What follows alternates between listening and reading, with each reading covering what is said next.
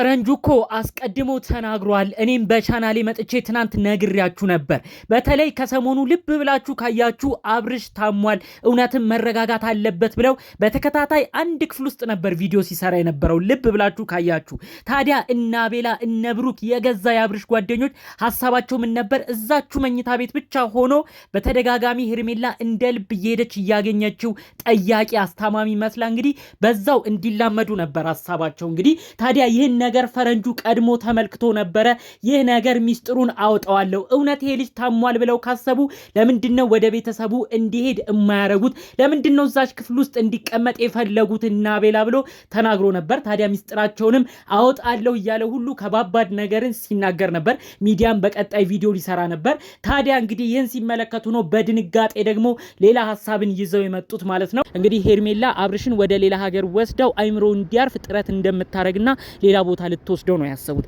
ነገር ግን ከዚህ ጀርባ ደግሞ እንግዲህ አንድ ወሳኝ መልእክት ነው የተናገረው። በተለይ ደግሞ ፈረንጁ ያስተላለፈው ማለት ነው። ይህንን ሐሳብ አምጥተው ሲያወሩለት ፈረንጁ እኔ እዚህ ቪዲዮ ላይ እዚህ ሐሳብ ላይ አልገኝም። ሄርሜላ ምን ቤት ነች አብርሽን ወስዳ የምታዝናናው? ሁለቱ አንድ ላይ ሄዶ የሚዝናኑትስ ምን አይነት መዝናናት ነው? ልጁ እኮ ባለ ትዳር ነው። እኔ እዚህ ውስጥ እጄ አይገባም።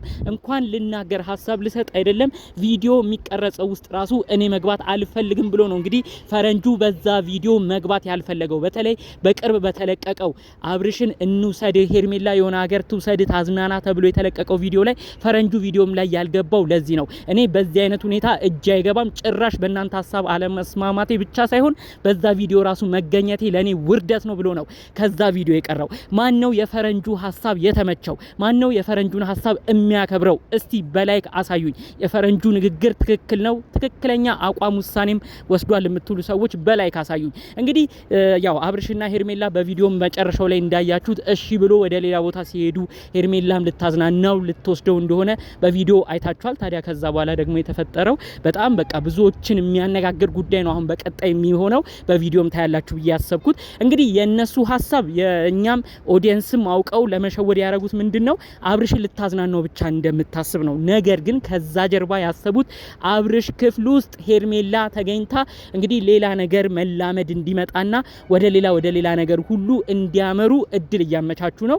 ለምንድነው እነዚህ ሰዎች አብረውሽ ይዝናኑ እንደው አዘነችለት ይባል አብርሽም እዚህ ጋር ተሸውዶ በሷ ሊዝናና ሄደ ይባል ለምንድነው ለየብቻ ክፍል የማይዙት? ለየብቻ ክፍል ከያዙትስ ለምንድነው የሄርሜላ አካሄድ ወደ አብርሽ የሚሆነው? ለምን አብርሽ የሚኖርበት አብርሽ የሚያድርበት ክፍል ውስጥ ለምን እዛ ሆቴል ውስጥ ሄርሜላ መገኘት አስፈለጋት? ብዙ ኦዲየንስም የሚያበሳጨው ሁኔታውም እኮ ሁሌኛ የምንለፈልፈው ለዚህ ነው። ለምንድነው ክብርን ተጠብቆ የማይኖረው? አብርሽ ጓደኛ የሆናችሁ ከስር ከስሩ እያተኮተኳችሁ አቤልና ብሩክ የምትባሉ እውነት ለጓደኛችሁ ጥሩ ነገር ታስባላችሁ? እንዴት ነው የትዳር ባለቤት የሆነን ግለሰብ ልጅ ያለውን ግለሰብ እንዴት ነው ከሌላ ሴት ጋር እንዲዝናና የምትፈቅዱት? እባክህ ሂድ እሺ በላት ሄርሜላን እያላችሁ እንዴት ነው የምትፈቅዱት? እንዴት ነው ይሄን ነገር እየተመለከታችሁ የምትገኙት? እውነት ለጓደኛችሁ ሰላም ታስባላችሁ? አይደለም። እዚህ ጋር ትልቅ ስህተት አሁንም እየሰራችሁ ነው። እናንተ ዛሬ ለሱ ደስታን የተደሰታችሁት ለሱ የዛሬ ጊዜያዊ ነገር ነው የተጨነቃችሁት። ነገ የሚጸጽተውን በተለይ ደግሞ እንግዲህ ልጅ ወልዷል። ነገ ልጁ ሲያድግ የሚያዩን የሚያሳፍረውን ነገር እንዲያረግ ለምንድን ነው የምትገፋፉት? ሄርሜላ የምትባዩስ ለምንድን ነው ቆም ብለሽ የማታስቢው? አብርሽን በተለያዩ በማስመሰል እንዲሁም በለሰለሰ ምላስሽ እየሸወርሹ ነው። እሺ በተለያየ ቦታ ልታዝናኙ ነው ተባለ። ለምንድን ግን እሱ የሚገኝበት ክፍል መፈታተኑ አስፈለገ? እንደዚህ አይነት መረጃዎችስ እንዲወጡ ለምን አስፈለገ? ይሄ ግለሰብ ከሩታ ጋር ያለው ነገር እንዲቆርጥ ነው የምትፈልጊው? እውነት ሩታ ቆርጦላት በቃ አሁን ወሰንኩ እንድትል ነው የፈለግሽው? ለምንድነው ከትዳር አጋር ከሆነ ሰው ጋርስ በዚህ ያህል ደረጃ መፈታተኑ ያስፈለገሽ? የሰው ጭንቀት የሰው ብዙ ወቀሳት ላንቺ ጥሩ ነው? ሄርሜላ እባክሽ ነቃበይ። ምን አይነት ነገር ነው እያስተላለፍሽ የምትገኙ? በሌላ በኩል በአብርሽ በኩል ያለው ፈረንጁ ደግሞ አቋምክ አሁንም ተመችቶናል። በተለይ በአሁን ቪዲዮ ያልገባህበት ምክንያት ሲሰማ በጣም ነው ያኮራህን። በቃ ፈረንጁ የሚናገረው ነገር ሁሌ የበሰለ ነው። ከሁሉም ታናሽ ይመስላል፣ ሲታይ ታናሽ ወንድማቸው ይመስላል። ነገር ግን ከሁሉም ደግሞ የበሰለ እጅግም የተመጠነ ንግግር ደግሞ ያለው የሱ ነው። በአሁኑ ቪዲዮማ ጭራሽ አታዩኝም። እዛ ቪዲዮ ላይማ ለኔ መገኘት ውርደት ነው። እንዴት ነው የትዳር አጋርን የሆነ ግለሰብ አንዲት ሴት ልጅ ሌላ ሀገር ላዝናና ብላ የምትሄደው? ጭራሽ እንዳሳምን ትፈልጋላችሁ ብሎ ነው እዛው ሰድቧቸው ከነሱ ጋር ሁሉ ተጣልቶ የወጣው ነው ያሉኝ። በጣም በቃ በፈረንጁ በኩል ብትሆኑ ትክክለኛ ሀሳብ ነው። እንግዲህ ብዙ ጊዜ ላይ ፈረንጁን ይዘውት ነው የሚመጡት፣ አብሮ ነው ቪዲዮ የሚሰሩት። ታዲያ ከሰሞኑ የነበረው ሁኔታ በጣም አናዶት ነበር። አሁን ደግሞ እንግዲህ ጭራሽ እሱን ሁሉ ቀድመው ጠይቀውት ነበረ።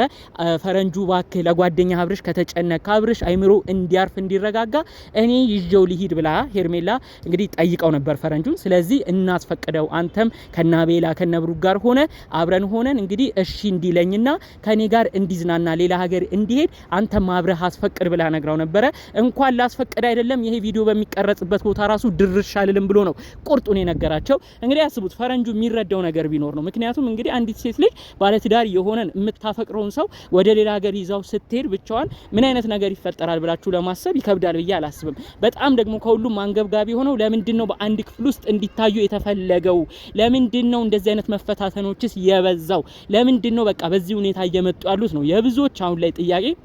እንግዲህ ፈረንጁ አሁንም ቢሆን አቋምክ በጣም ነው ደስ የሚለን። እንደዚህ አይነት ነገር ከፈጣሪ ታገኘዋለህ። በተለይ ደግሞ ወዳጅ የሆነችውን እዛ ጋር ልጅ አቅፋ የተቀመጠችዋን አራሷን የሷን አይምሮ የሷን ጭንቀት በመረዳት ሁሌ ለሩታ በመቆም ትዳሩ እንዲቀጥል ለምታረገው ነገር የእውነት ፈጣሪ አምላክ ከላይ ይክፈልህ። ፈረንጁ አንተ የትንሽ ትልቅ ነህ። ብዙ ነገር ነው የምታመዛዝነው። ብዙ ንግግሮችም ነው ብዙዎችን የሚያረካው። በትናንት ቪዲዮ ራሱ በነቆራ መልክ የተለያየ ነገር ሲነግሩት ነበረ። ከሰማችሁ ልብ ብላችሁ እኛ እናዝናናሃለን፣ ፈረንጁማ ምን ቢያመጣ አጃ ነው፣ ፈረንጁማ ቢያመጣ ሚሪንዳ ነው ሁሉ እያሉ አውቀው ሞራሉን ሁሉ ለመጉዳት የተለያየ ንግግር ሲናገሩ ነበረ። ከናንተ የተሽቆጠቆጠ ከመሰለ ከናንተ ማዝናናት ከመሰለ ብዙ ብር ከፈሰሰበት ነገር ልንገራችሁ፣ የፈረንጁ ውስጡ ንጹህ ሆኖ የሚያመጣ ትንሽዬ ሚሪንዳ ለአብርሽ ዋጋ አላት። ለኛ ለኦዲየንስ ትልቅ ክብር አለ። እየሰማችሁ ነው። እናንተ አጃ ብላችሁ ያናናቃችሁት ነገር ፈረንጁ እኮ የትንሽ ትልቅ በመሆኑ ነው እንደዚህ አይነት ነገር ቆም ብሎ ማሰቡ፣ እንደዚህ አይነት ነገር ይጠግናል ብሎ ማሰቡ። እናንተ ግን ዛሬ እሱን መቀለጃ አረጋችሁት። እናንተ ግን ዛሬ እሱን ትንሽ አርጋችሁ እናንተ ተለቅ ያለ አስተሳሰብ ይዛችሁ የመጣችሁ መስሏችሁ እንግዲህ አብርሽን ያዝናናችሁ መስሏችሁ የትዳር አጋር ከሆነ የልጅ አባት ከሆነ ግለሰብ ጋር እንግዲህ ሌላ ነገር እንዲፈጠር ጥረት ታረጋላችሁ። ይህ ነው ዳሪያ ትልቅነት ለእናንተ። እስቲ የፈረንጁን ሁሌ አቋሙን ተመልከቱ። እኛ ብቻ አይደለንም የምንገረምበት፣ የማያደንቀው ሰው የለም። በቅርብ ሰዎቻቸው በተለይ በአብርሽ አባት ራሱ ፈረንጁ ይወደዳል። የትንሽ ትልቅ ነው ይሉታል በተለያዩ ጊዜ።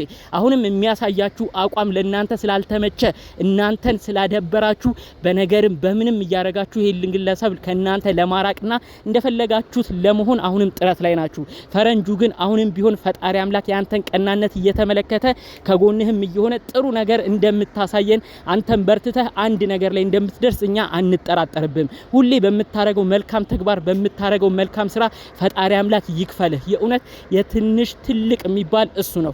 ትንሽ ሆኖ አስተሳሰቡ ትልቅ የሆነ ፈጣሪ የወደደው ፈጣሪ የሚወደው እውነት በህይወታችሁ ዙሪያ ሁሉም ሰው አይጥመምባችሁ የሚባለውን ነገር በእነዚህ ሰዎች ነው እያየው የመጣሁት። በተለይ እንግዲህ ሩታ ብዙ ከጇ ይበሉ ከጇ ይጠጡ ዛሬ ካዷት ቢመስሉም በሌላ በኩል እየተሰለፉ ከኤርሜላ ጋር ቢታዩም እንግዲህ ፈረንጁ ደግሞ እንግዲህ ከሷ በኩል ሆኖ አሁን ድረስ እየተሟገተ ነው። አሁን ድረስ ሲሰድቡት ሲያሸማቅቁት፣ እሱ ግን እውነታን ይዞ አሁን ድረስ እየተጋፈጣቸው ነው። ሁሌም ለእናንተ የሚከራከርላችሁ ሰው አትጡ።